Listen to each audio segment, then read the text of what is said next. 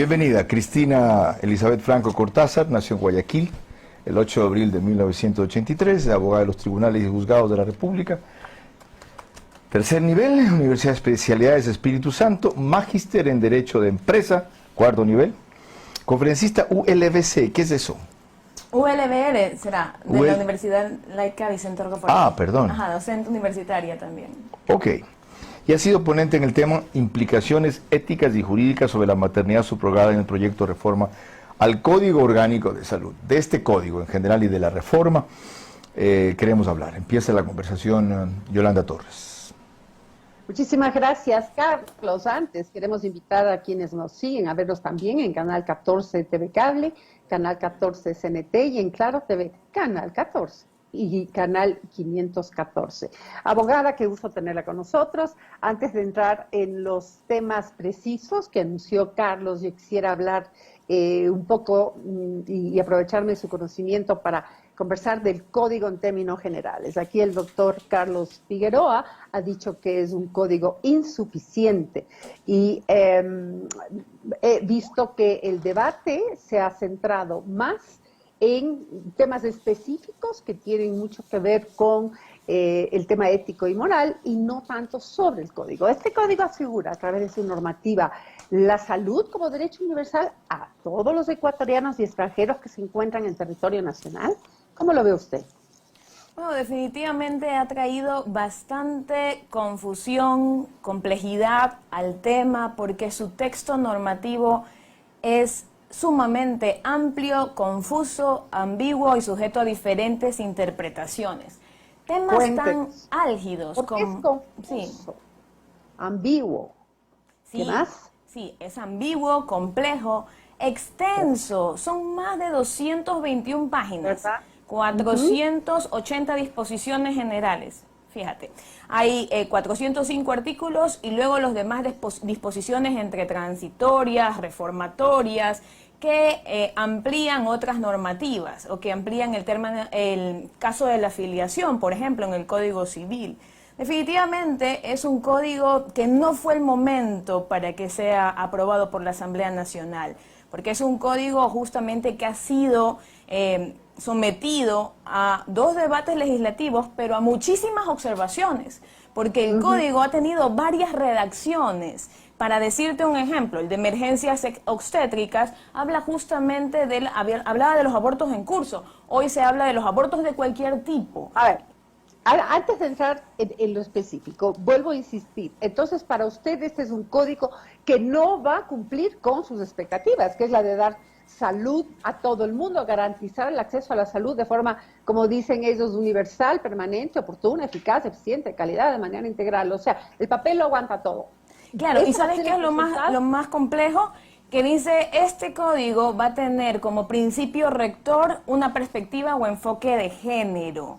Entonces, para hablar de perspectiva o enfoque de género, ya tenemos un registro oficial publicado en el 2017 que habla efectivamente de cómo debe ser tratada la adolescencia LGBTI, cómo debe ser tratada la indeterminación sexual, cómo debe ser tratada aquel niño que se concibe con un sexo distinto al sexo biológico, denomínase género en este caso. Y en este caso se habla de procesos de hormonización, se habla inclusive del acceso a cirugías. Nosotros no estamos mintiendo cuando hablamos de esto. Abogada, discúlpeme que le insista.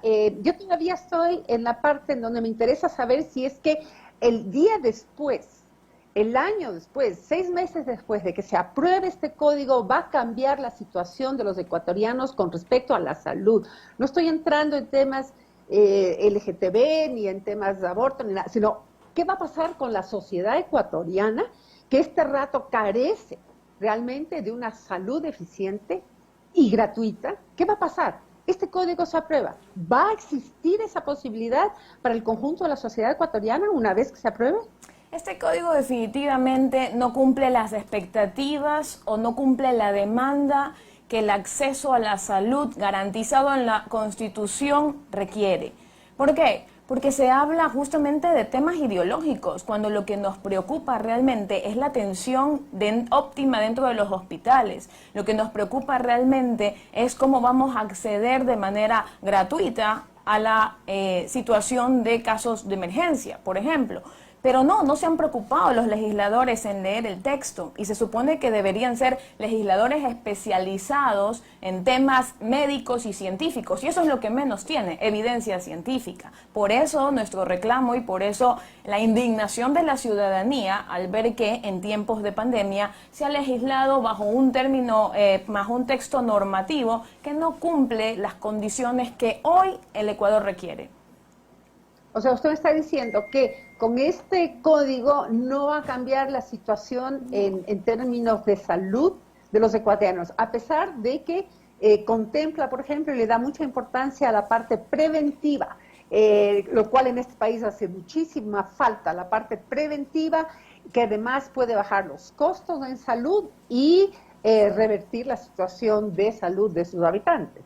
Sí, totalmente. Habla de cuestiones muy positivas. Por ejemplo, habla de la lucha contra el cáncer, habla de la prohibición inclusive de embriones, de experimentación con embriones humanos, habla, por ejemplo, de la regulación de lactancia materna, pero por otro lado, habla de la experimentación para reproducción asistida y vientres de alquiler. Esa es la situación compleja a la que nos referimos. Por un lado, tiene aspectos normativos muy positivos que van a afectar directamente, positivamente a la población, pero por otro lado va a afectar en cuestiones de percepción o en cuestiones que no tienen nada que ver con la salud. Ya. A ver, aquí una última puntualización. Usted dice que es confuso, ambiguo, complejo, extenso. Generalmente cuando algo tiene esas características no sirve para nada. Uno, lo cual ameritaría, si es que no va a servir el código, ameritaría un veto total del presidente. Si es que hay, por el otro lado, ciertos artículos que pueden ser ambiguos y que pueden molestar la sensibilidad de determinados grupos sociales, lo que se podría es pedir un veto parcial. ¿Es Claro, así? sí, lo que nosotros pedimos definitivamente es el archivo de esta ley, porque fue un Entonces, momento, sí, es un código que habla en clave de género, eso es lo primero. Es un código que no responde, ya lo hemos concluido, no responde a las exigencias en cuanto a salud integral. Y tercero, es un código que experimenta con los niños. Claramente se habla de las situaciones de percepción de género en los adolescentes. Entonces, y también de la regulación para la distribución de libres anticonceptivos a menores, cuando científicamente no se ha experimentado con ellos. Y no se puede experimentar porque es ilegal, es ilícito la experimentación. Pero los componentes químicos de cada una de estas distribución de anticonceptivos que demanda el Ministerio de Salud Pública, que lo ha estado regulando desde el 2013 a todo esto, porque ha sido normativa muy dispersa que se ha juntado en esta norma orgánica. Entonces, estos componentes van a afectar terriblemente a la salud del menor. Levonorgestrel 1.5, 1500 microgramos, con altos componentes abortivos, tiene un efecto antiimplantatorio y eso le van a dar a los adolescentes. De hecho, ya se lo están dando. Ministerio de Salud Pública, a través de su plan acuerdo ministerial desde el año 2013, 25 de marzo, en este registro oficial distribuye los anticonceptivos, solamente que ahora lo han subido pues a una jerarquía de norma orgánica. Ese es el detalle puntual con esta ley. Seguimos contigo. Gracias, abogada. A usted. Para proseguir con lo que Yolanda le decía, 7 y 17. Entonces cada cual quiere un código de salud a su medida. Usted porque no le parece, no está conforme con esos puntos, que lo veten todos. Otros, si esos puntos no se saquen, que lo veten todos. Es imposible hacer un código de la salud que a todo el mundo satisfaga. Cuando usted dice que está hecho en código de género, habla en código de género, tiene razón. Pero el mundo marcha hacia allá. Ya hemos admitido, y me incluyo, fíjese, yo estuve en contra del matrimonio igualitario, no porque los homosexuales, gays, lesbianas, etcétera, no tengan derecho a casarse, sino porque el matrimonio es la unión de un hombre y una mujer según la Biblia y según el Código Civil. Entonces llámenle otra cosa y no matrimonio. Y luego dije, por Dios, yo que una vez me casé por la iglesia, que adicionalmente a eso 3 veces he roto mis matrimonios con divorcio, yo le voy a dar clases a otros de matrimonio. Y la primera cosa. Y la segunda cosa, si la gente es feliz con eso, quieren saber que están en un matrimonio, no en sociedad conjugal, ven, que sean felices así. Con tal de que yo como hombre no me case con otro hombre, y una mujer que quiera casarse con otro hombre no se case con una mujer, está bien. Entonces, la humanidad va hacia allá. ¿Por qué impedimos ese avance? Bueno, quisiera ser enfática en esto y dejar a un lado pues cualquier argumento que tenga que ver con la Biblia, argumentos religiosos. Vamos a criterios jurídicos. ¿Qué es lo que está sucediendo en Canadá? Si tú hablas en modo de género o en clave de género, pues tienes que educar a los niños en clave de género. Tenemos el caso más controversial de febrero del 2019 en Canadá. Colombia, el caso llevado justamente a los tribunales, por una niña que le aplicaban testosterona para que perciba, porque ya se percibía como niño. ¿Qué dice el tribunal? Porque era forzado, por parte de los padres o quienes lo hayan hecho, para que ella se perciba como lo que no era, pero como había esa libertad. No solamente que había esa libertad, había esa imposición de educar en género. Si todos los educadores, porque este código 115... ¿Qué significa educar en género? Mira, educar en género 115 te dice, para la normativa de prevención en salud sexual y reproductiva va a haber un Consejo Nacional de Género. ¿Qué te dice el Consejo Nacional de Género? 2 millones de dólares asignados en partidas presupuestarias para educar en género. Antes de eso, ¿qué es género? En mi época solamente habían dos, masculino y femenino. Ahora resulta que eso es sexo. Vamos, masculino y femenino, y géneros hay 5. No, y no hay 5 géneros, perdona. ¿Cuántos géneros Ahorita hay más de 100 géneros y cada vez se viene más complejo el asunto porque géneros. Hablamos hasta de género fluido. Mira, yo no me invento. Tenemos que ir a Guías de Diversidad Sexual, publicado por el Consejo Nacional de Género. Es todo un glosario. ¿Del actual? Del actual, Consejo Nacional de Género. Esto lo puedes descargar en internet. Los textos del Ministerio de Educación los he visto también. Claro, ¿y qué te dice que es el género? Es la construcción social del ser humano al margen de la biología. No toma en cuenta aquí el ADN predominante, no toma en cuenta cómo naces, eso es ya arcaico. Qué buena es esa definición. Construcción social del ser humano al margen de la biología. El código reformado está cruzado por esa matriz. Imagínate. De acuerdo, ok. Entonces, eso es cierto, no. Ahora vamos a los casos concretos. Porque no hay que exagerar. Es que no te digo que es un código a la medida o lo queremos a la medida de la evidencia científica. Ya, pero usted dijo que se favorece el cambio de sexo en niños. Omitió que solo cuando al nacer, y yo ahí dije que había un texto más mal redactado, dijo cuando nazca, dice. Debería decir que al momento de nacer, eso comprometa su vida. En el otro caso, se permite el cambio de sexo en adolescentes. Sí, hay gente que no tiene un criterio maduro todavía, sin necesidad de que le aprueben los padres. ¿Esto de cambio de sexo debe mantenerse para 18 años en adelante o no? Ni ahí. ¿Sabes qué? Lo que pasa es que aquí hay un criterio. Si hablas en clave de género, que a los 18 años decida cómo se percibe. El detalle es que la indeterminación o la anomalía sexual es una cuestión que le compete a la genética molecular. Mira, el término de hermafroditismo que tanto se usa es 1 en 1.000.000. Nosotros no podemos legislar, mostrar todo un protocolo instructivo de cómo determinar. Son casos excepcionales. Son 1 en 1.000.000. Pero no los otros, en que con la evolución del ser humano, o de ese ser humano, mejor dicho, y conozco algunos casos cercanos. Hay algunos que desde chiquito tienen una manifestación rara y no la entienden y luego la van racionalizando. Yo me siento mujer, pero tengo cuerpo de hombre. Y hay otro que dice, yo me siento hombre, pero tengo cuerpo de mujer. ¿Cómo proceder con esos casos? El detalle propiamente aquí es que se lo dejemos a la genética molecular. ¿Qué pasa o cuándo está recomendado hacer esta situación? No significa que el doctor va a decir, a ver, qué corto. No le pregunta a los padres qué quieren, que sean niño o niña. No, le pregunta justamente a la genética molecular, que es la que debe responder. Y ahí habría que hacer un examen que diga qué.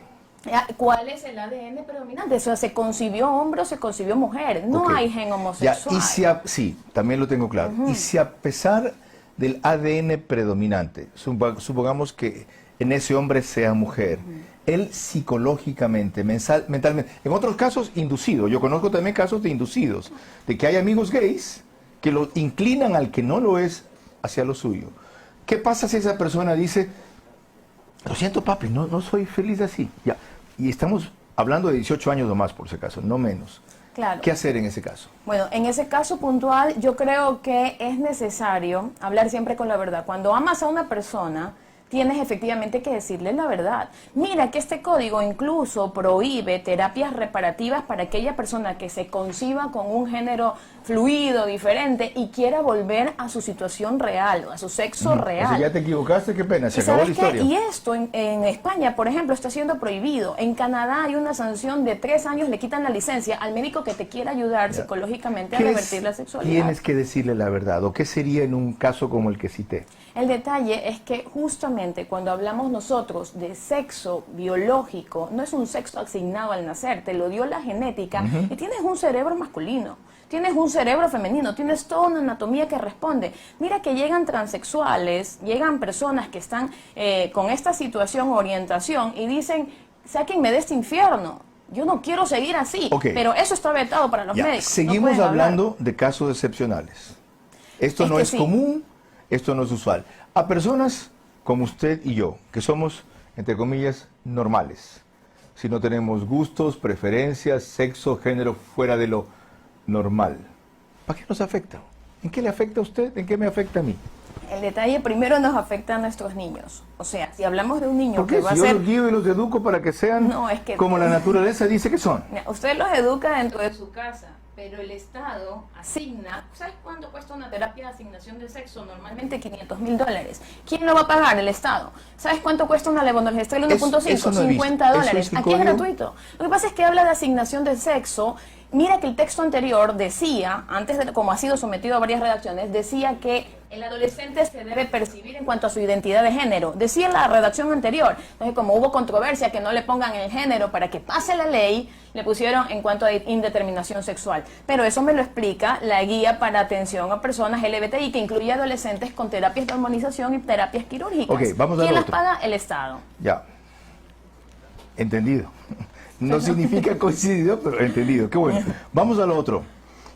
¿Por qué le preocupa aquí la maternidad subrogada? Es decir, que una pareja que no puede concebir le encargue a otra mujer hacerlo con el espermatozoide del hombre que lo inseminan allí, y una vez producido el hijo que quieren tener con el espermatozoide del hombre, aunque en otro vientre, no es un chico adoptado, tiene por lo menos parte de la pareja, lo entregue la mujer.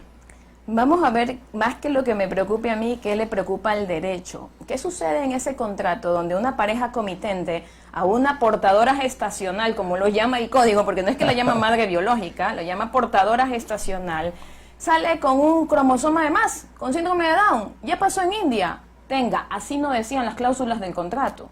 ¿Qué sucede si salen gemelos y yo pedí solo uno en este contrato? Primero, la mercantilización tanto de la mujer, que tiene que, no, yo vine por un contrato y me salí con un niño, y segundo, que pides niños por catálogos. Tenemos el caso de Ucrania. A Ucrania tú puedes pedir los niños con qué color de ojos quieren salir, y están ahí los niños, ¿verdad? Sin una definición o sin una identidad legal. Ciertamente, es la en ese caso, legal. No a esa disposición a rajatabla, no.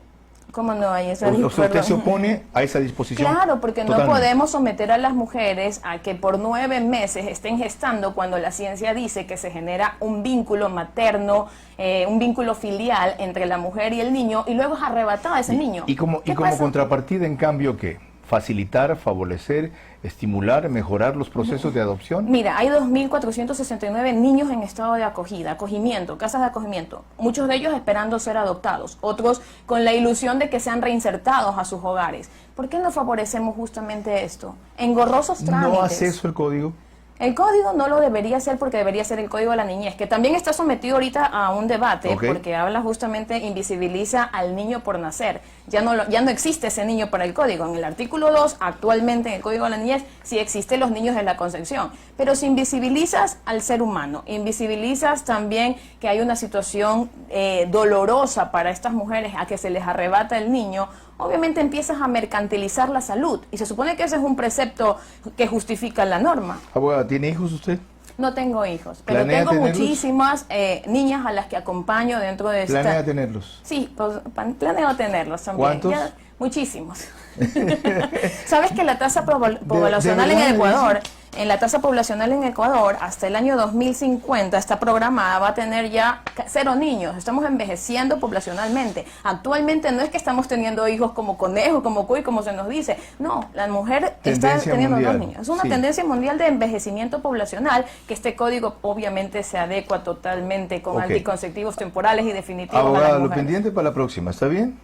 ¿Qué le queda pendiente? Bueno, me queda pendiente justamente lo de los salud sexual y reproductiva a los adolescentes, los efectos. Nos queda también pendiente el tema de emergencias obstétricas. Ya, eso lo hemos desarrollado bastante la semana pasada. Por eso, perfecto. con ambos puntos de vista. ¿Algo sobre marihuana terapéutica? Cannabis también. Tenemos nosotros la reforma del Código Orgánico Integral Penal, que hablaba ya del cannabis medicinal. Este cannabis medicinal ahora se lo dan a la Autoridad Nacional de la Salud para que comercialice, industrialice, dispende y también distribuya toda clase de cannabis. Y sabemos obviamente que esto va a la liberalización total del cannabis también por consumo. Muchas gracias, abogada Cristina Franco Cortázar. Ya ven, es un tema fascinante, es polémico y es también peligroso. Aquí lo seguiremos debatiendo con puntos de vista diversos que van a enriquecer su análisis. Inclusive está previsto que algún rato, sobre uno o dos de los aspectos, hagamos un contrapunto, Yolanda y yo. Ayer hablamos de eso y no se lo pierdan para cuando esté programado. Es decir, vamos a hablar cada uno un tiempo determinado, con la misma alternabilidad, uno primero, otro después, y por sorteo ver quién cierra. ¿Ya? Fanny Lara, está en Ambato. Extrema FM. ¿Qué tal, Fanny? Buenos días, adelante. Compañeros, en Guayaquil, muy buenos días. El día de hoy Ambato estará con una mínima de 6 grados y una máxima de 20 grados centígrados. En información